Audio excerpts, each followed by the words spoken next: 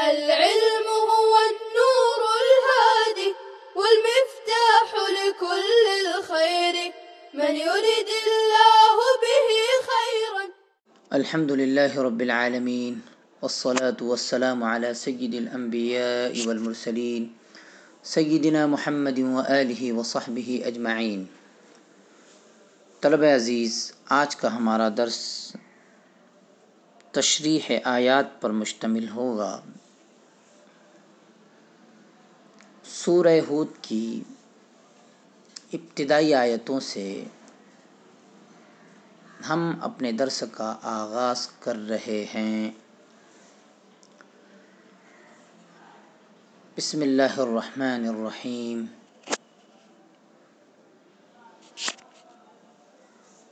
الف لام را۔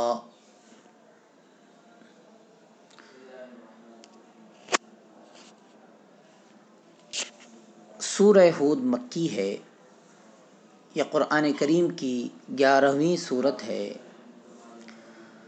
اس سورت میں پچھلی قوموں پر نازل ہونے والے مختلف قسم کے عذاب الہی، پھر قیامت کے ہولناک واقعات کا ذکر خاص انداز میں کیا گیا ہے۔ اسی وجہ سے جب حضور اقدس صلی اللہ علیہ وسلم کی ریش مبارک کے کچھ بال سفید ہو گئے تھے تو حضرت ابوبکر صدیق رضی اللہ تعالیٰ عنہ نے اظہار غم کے طور پر عرض کیا، یا رسول اللہ، آپ بوڑھے ہو گئے ہیں؟ تو آپ صلی اللہ علیہ وسلم نے فرمایا، ہاں، مجھے سورہ ہود نے بوڑھا کر دیا ہے۔ شیبتنی سورۃ ہود۔ اور بعض روایتوں میں سورہ ہود کے ساتھ سورہ واقعہ، سورہ مرسلات، سورہ نبا اور سورہ تکویر کا بھی ذکر ہے۔ مطلب یہ ہے کہ ہولناک واقعات کے خوف سے بڑھاپے کے آثار ظاہر ہو گئے۔ اس سورت کی نسبت حضرت ہود علیہ السلام کی طرف کی گئی ہے۔ کتاب احکمت آیاتہ ثم فصلت من لدن حکیم خبیر۔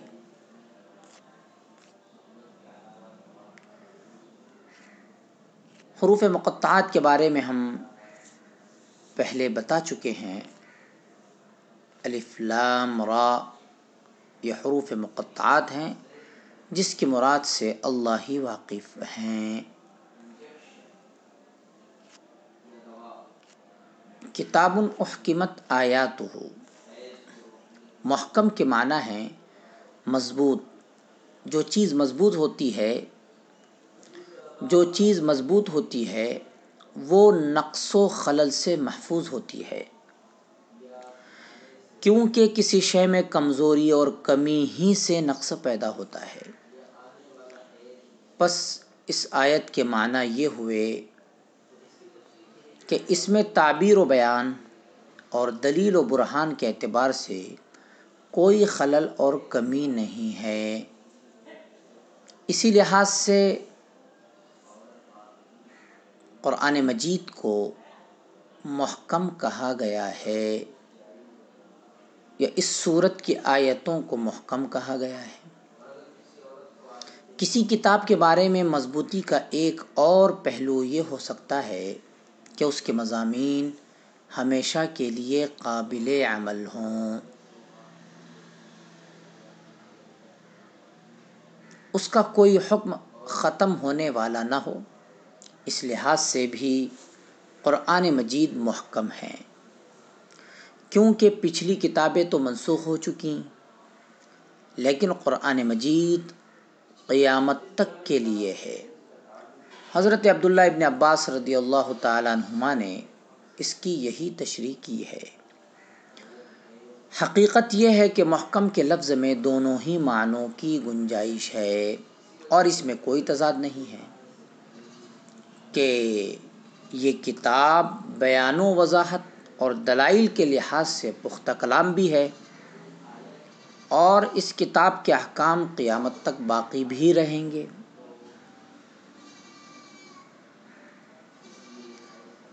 ان کے منسوخ ہونے کا کوئی احتمال نہیں ہے۔ ثم فصلت، ثم کا لفظ عام طور پر ایک کام کے بعد تھوڑے فاصلے سے دوسرے کام کے ہونے کو بتاتا ہے، جس کو عربی گرامر کی اصطلاح میں تراخی کہتے ہیں، لیکن بعض دفعہ یہ معنی مراد نہیں ہوتا، بلکہ ادنا سے اعلیٰ اور بہتر سے زیادہ بہتر کی طرف ترقی کو واضح کرنا مقصود ہوتا ہے۔ یعنی صرف یہی بات نہیں ہوئی، بلکہ اس سے بڑھ کر فلاں بات بھی ہوئی۔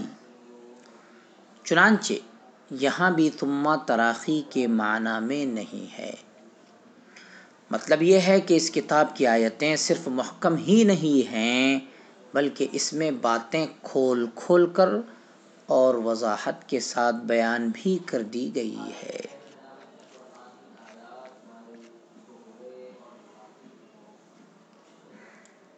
اللہ تعبدوا الا اللہ، یعنی قرآن مجید کی بنیادی دعوت یہی ہے کہ اللہ کی عبادت کی جائے اور اس کے سوا کسی اور کی عبادت نہ کی جائے۔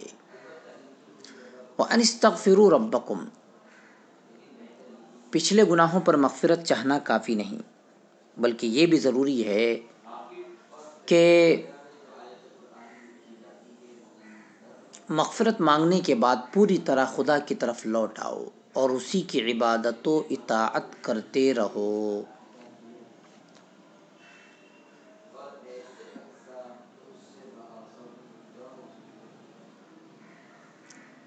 وَيُؤْتِ كُلَّ ذِي فَضْلٍ فَضْلَهُ،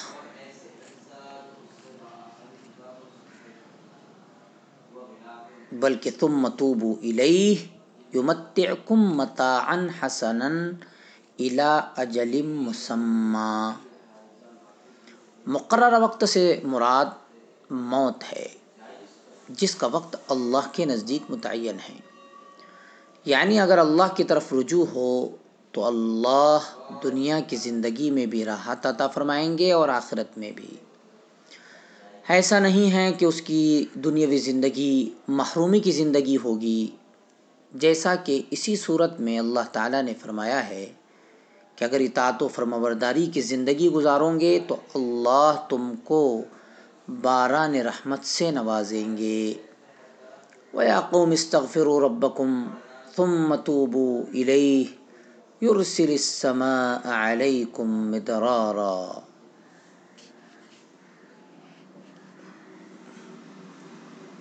اور ایک موقع پر فرمایا گیا کہ جو مرد و عورت اچھے عمل کریں اللہ تعالیٰ ان کو خوشگوار زندگی عطا کریں گے۔ فَلَنُحْيِيَنَّهُ حَيَاةً طَيِّبَةً مَنْ عَمِلَ صَالِحًا مِّن ذَكَرٍ أَوْ أُنثَىٰ وَهُوَ مُؤْمِنٌ فَلَنُحْيِيَنَّهُ حَيَاةً طَيِّبَةً۔ البتہ اس سلسلے میں دو باتیں خود قرآن مجید سے واضح ہوتی ہیں۔ ایک یہ کہ دنیا میں کافروں اور نافرمانوں کو بھی بعض دفعہ نعمتیں دی جاتی ہیں، یہ اللہ تعالیٰ کی طرف سے مہلت ہوتی ہے، نہ کہ انعام۔ چنانچہ فرعون و قارون اور نمرود و حامان کو بھی دنیا کی کتنی ہی نعمتوں سے نوازا گیا تھا، لیکن آخر انجام یہ ہوا کہ عذاب الہی میں مبتلا کیا گیا۔ دوسرے، اللہ تعالیٰ اپنے نیک بندوں کو بھی وقتی طور پر آزمائش سے دوچار فرماتے ہیں، بلکہ جس کو اللہ کا جتنا قرب حاصل ہوتا ہے وہ اسی قدر آزمایا جاتا ہے۔ اس کا مقصد اللہ تعالیٰ کی طرف سے امتحان و تربیت ہے۔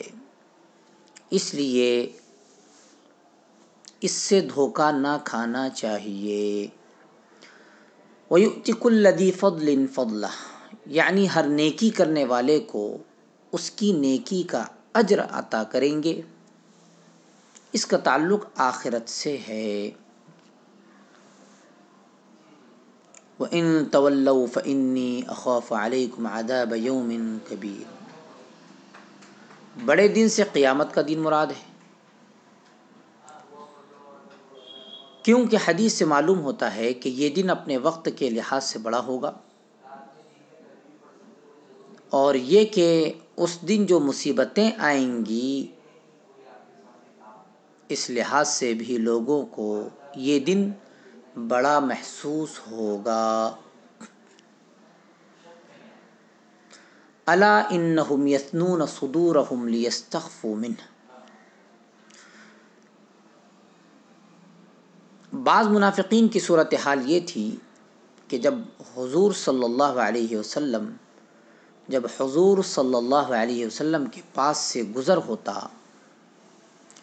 تو اپنے سینے اور پشت کو سمیٹ لیتے، سر جھکا لیتے اور چہرہ ڈھک لیتے تاکہ آپ صلی اللہ علیہ وسلم انہیں دیکھ نہ سکیں۔ انہیں ڈر لگا رہتا تھا کہ اگر آپ نے دیکھا تو انہیں ایمان کی طرف دعوت دیں گے، اور اپنی بے توفیقی کی وجہ سے یہ بات ان کو بڑی ناگوار گزرتی تھی۔ اسی پس منظر میں یہ آیت نازل ہوئی ہے کہ تم چھپنے کی لاکھ کوشش کرو اور گو اپنے آپ کو کپڑوں میں لپیٹ لو، پھر بھی اپنے آپ کو اللہ تعالی سے چھپا نہیں سکتے۔ وَمَا مِن دَابَّةٍ فِي الْأَرْضِ إِلَّا عَلَى اللَّهِ رِزْقُهَا، یعنی اللہ تعالیٰ اپنی تمام مخلوقات کے لیے رزق کا انتظام فرماتے ہیں۔ مالتھوس نے 1798 میں اپنا نظریہ پیش کیا تھا کہ دنیا کی بڑھتی ہوئی آبادی کے اعتبار سے 30 سال کے عرصے کے بعد دنیا میں کھانے پینے کے وسائل ختم ہو جائیں گے اور لوگوں کے بھوکوں مرنے کی نوبت آ جائے گی، اور اس کے 100 سال بعد 1898 میں سر ولیم نے تو چیلنج کیا تھا کہ صرف 30 سال تک ہی موجودہ وسائل ہماری ضروریات پوری کر سکیں گے، لیکن عملی صورتحال یہ ہے کہ آج آبادی کے کئی گنا ہو جانے کے باوجود زرعی پیداوار سے لے کر مرغی، انڈے اور مچھلیاں وغیرہ تک تمام ضروریات زندگی اتنی وافر مقدار میں موجود ہیں کہ ماضی میں ان کا تصور بھی نہیں کیا جا سکتا تھا، اور صنعتی پیداوار نے انسان کو جو سہولتیں مہیا کی ہیں ان کا تو کوئی شمار و حساب ہی نہیں۔ یہ سب کچھ قرآن مجید کے اس بیان کی عملی تصدیق ہے کہ جیسے اس بیان کی عملی تصدیق ہے کہ جیسے جیسے اللہ کی مخلوق میں اضافہ ہوگا وسائل میں بھی اضافہ ہوتا چلا جائے گا۔ مستقر کے معنی ایسی جگہ کے ہیں جہاں تھوڑی مدت کا قیام ہو، اور مستودع ایسی جگہ ہے جہاں زیادہ وقت کے لیے رہائش ہو۔ اس لیے مستقر سے دنیا کا گھر مراد ہے اور مستودع سے قبر، یعنی یہ بات اچھی طرح اللہ تعالیٰ کے علم میں ہے کہ دنیا میں انسان کا قیام کب تک رہے گا اور کہاں اس کی موت ہوگی اور وہ کہاں دفن کیا جائے گا۔ ان اللہ عنده علم الساعة وينزل الغيث ويعلم ما في الارحام وما تدري نفس ماذا تكسب غدا وما تدري نفس بأي ارض تموت ان اللہ علیم خبیر۔ لوح محفوظ گویا کائنات کا ریکارڈ رجسٹر ہے، اس میں اللہ تعالیٰ کی طرف سے پہلے سے یہ ساری باتیں لکھی ہوئی موجود ہیں۔ وَهُوَ الَّذِي خَلَقَ السَّمَاوَاتِ وَالْأَرْضَ فِي سِتَّةِ أَيَّامٍ، گویا اللہ تعالیٰ کی ذات ہمیشہ سے ہے اور آسمان و زمین بعد میں پیدا کیے گئے ہیں۔ اس لیے یہ سوال ذہن میں پیدا ہو سکتا تھا کہ اس کائنات کے پیدا ہونے سے پہلے اللہ تعالیٰ کا اقتدار کس شے پر قائم تھا؟ تو اس کی وضاحت فرمائی گئی کہ اللہ تعالیٰ کا تخت پانی پر تھا، مراد تخت اقتدار ہے، یعنی اس وقت پانی پر اللہ تعالیٰ کی حکومت تھی۔ اس سے معلوم ہوا کہ زمین و آسمان سے پہلے اللہ تعالیٰ نے پانی کو پیدا فرمایا، اور بعض روایتوں سے معلوم ہوا کہ جیسے اس وقت زمین کی پشت پر سمندر اور دریا بہہ رہے ہیں، اسی طرح حضرت عبداللہ ابن عباس رضی اللہ عنہما کے قول کے مطابق اس وقت ہوا کے اوپر پانی کو رکھا گیا تھا۔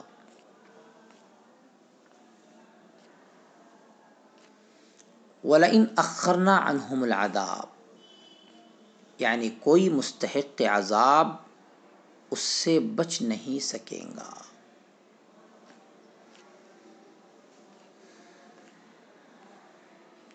وَلَئِنْ أَذَقْنَاهُ نَعْمَاءَ بَعْدَ ضَرَّاءَ مَسَّتْهُ لَيَقُولَنَّ ذَهَبَ السَّيِّئَاتُ عَنِّي، یعنی اللہ تعالیٰ سے تعلق کا تقاضا یہ ہے کہ جب اللہ اپنی نعمتوں سے نوازیں تو بندہ اللہ کا شکر ادا کرے، اگر اللہ ان نعمتوں کو چھین لیں تو اللہ سے شکوہ نہ کرے اور نہ نا امید ہو۔ پھر جب اللہ تعالیٰ کی طرف سے آزمائش دور ہو جائے تو اور زیادہ فرما برداری اور شکر گزاری کا جذبہ لے کر لوٹے۔ آزمائش کے وقت نا امیدی و ناشکری اور آزمائشیں ختم ہونے کے بعد کبر و غرور، یہ تعلق مع اللہ کے نہ ہونے کا یا کم ہونے کا نتیجہ ہے۔ یہاں دنیاوی نعمت کے حاصل ہونے کو چکھانے سے تعبیر کیا گیا ہے۔ چکھی جانے والی چیز معمولی مقدار میں ہوتی ہے، اس میں گویا اس بات کی طرف اشارہ ہے کہ دنیا کی نعمتیں آخرت کے مقابلے میں مقدار اور کیفیت دونوں ہی اعتبار سے بہت ہی معمولی ہیں۔ صلی اللہ تعالی علی خیر خلقہ سیدنا محمد وآلہ وصحبہ اجمعین برحمتک یا ارحم الراحمین۔ السلام عليكم، لا تنسوا الاعجاب بالفيديو والاشتراك في القناة تشجيعا لنا لنستمر بنشر المزيد إن شاء الله.